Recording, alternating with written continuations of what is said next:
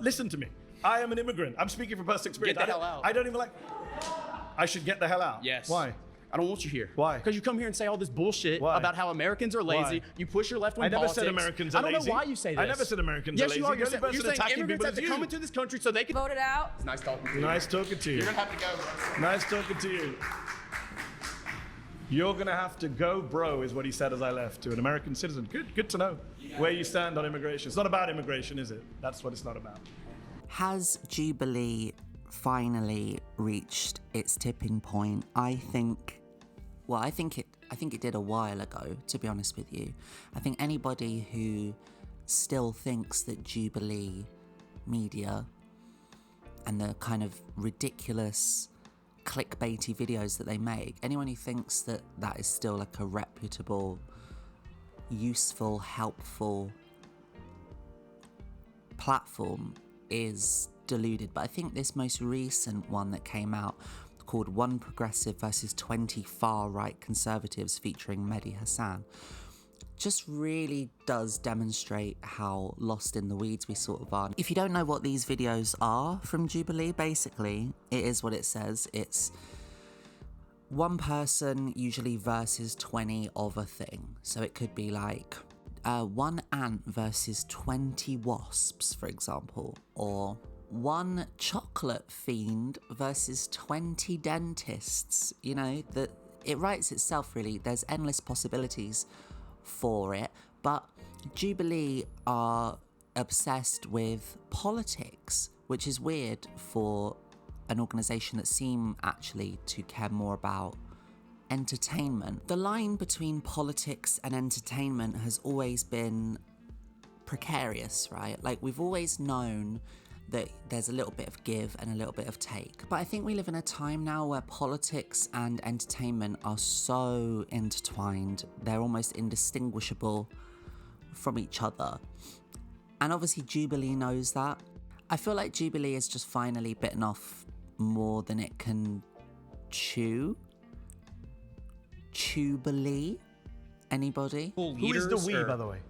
I think, quite frankly, these far-right conservatives sitting right around White me. people? Yeah, No absolutely. So, Well, some actually, of you guys, I have quite... some of the people in this room don't make the cut from what I can see visually. Actually, I'm for defending the traditional demographics of this country, which is majority white, and should stay that way. How does the United States...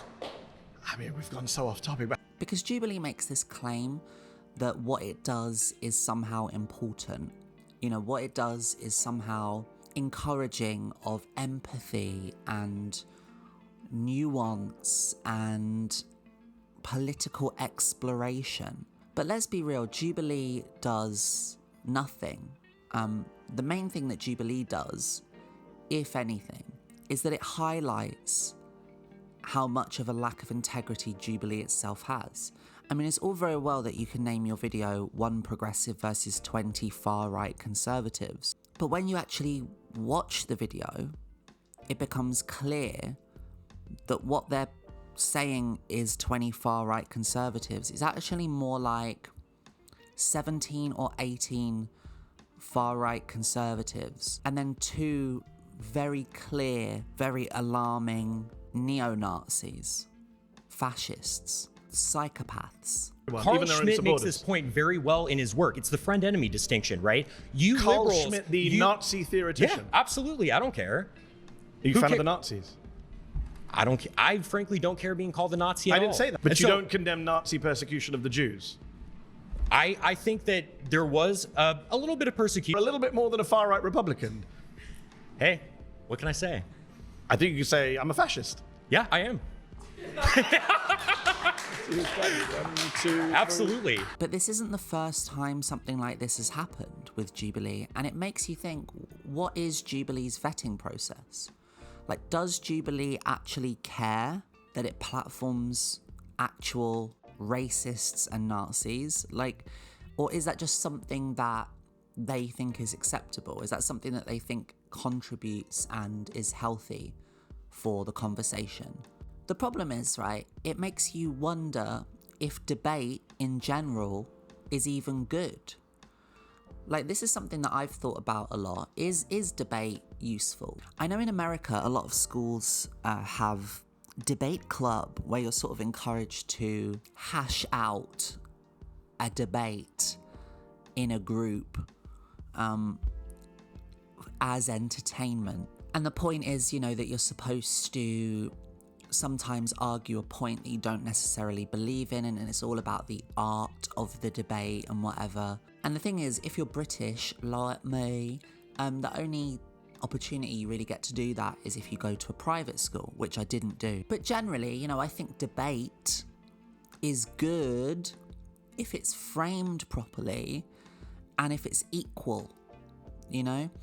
I think two people maybe representing a certain set of ideas that's perhaps mediated by a person who's neutral, that can work. I mean, listen, I don't want to watch it. Like, that sounds like boring as hell to me, but for the nerds that like debate, I think that might be an okay, acceptable way to explore ideas.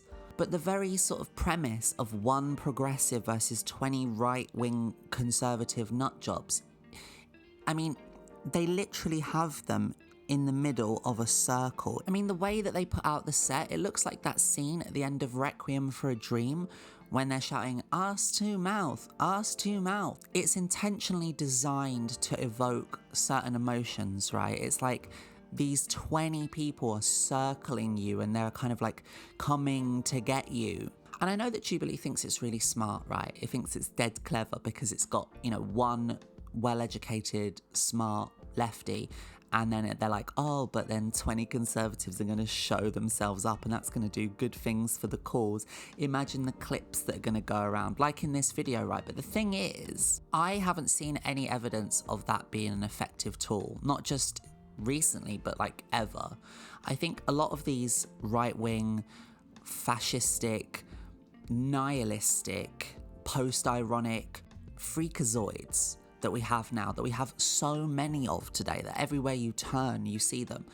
They are created in part by shows like this. You know, listen, I want to say, I don't care about these people. I think they're the scum of the earth. But I don't think shows like this do anything to actually help stop people like that from sidelining off and building up a barrier and going off into their weird little conclaves and creating demented little groups. Like, I thought that the end goal of debate was to try and find some sort of middle ground. But how do you find middle ground when the chasm between the left person and the right person is already so far away? Like, these kind of debates where you have just a kind of like relatively centrist lefty debating a actual fascist, that's a chasm, that's a huge gap that needs to be filled.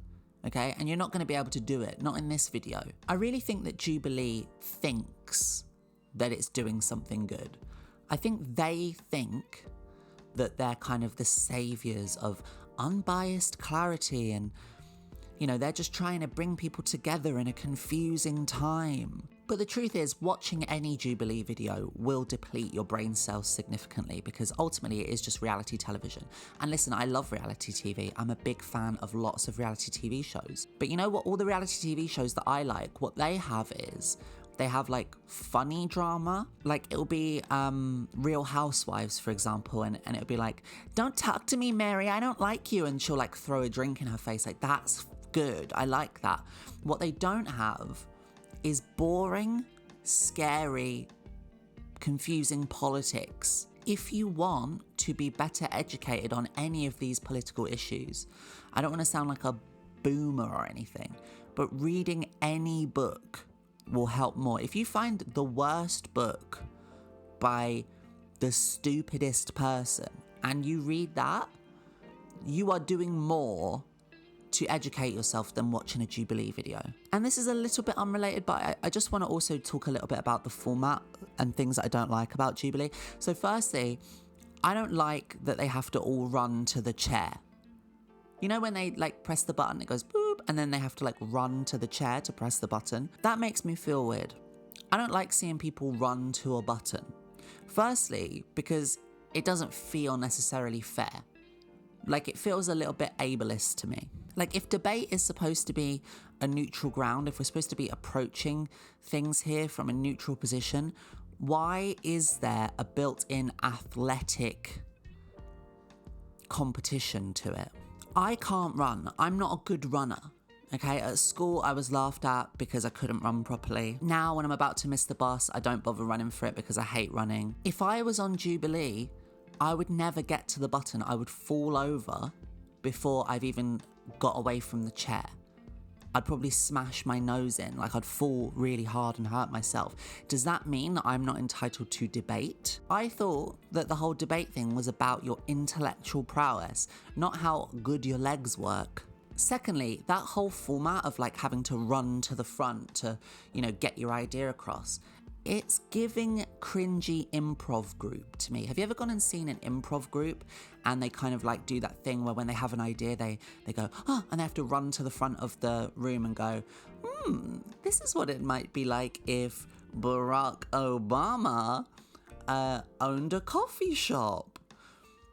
And then they do like a little thing about we don't have change or whatever. That was my Obama impression. I hope you like it. I want to know what the casting process is for this as well, because there are a lot of people on this latest episode of Jubilee who I've seen on 3 or 4 different Jubilee episodes where in each one they were made to look like an absolute tit. Like, for example, this guy, this horrible, transphobic, conservative, gay gremlin. How does he keep getting work? He is popping up on almost every episode, and it's like, is this just a humiliation fetish at this point?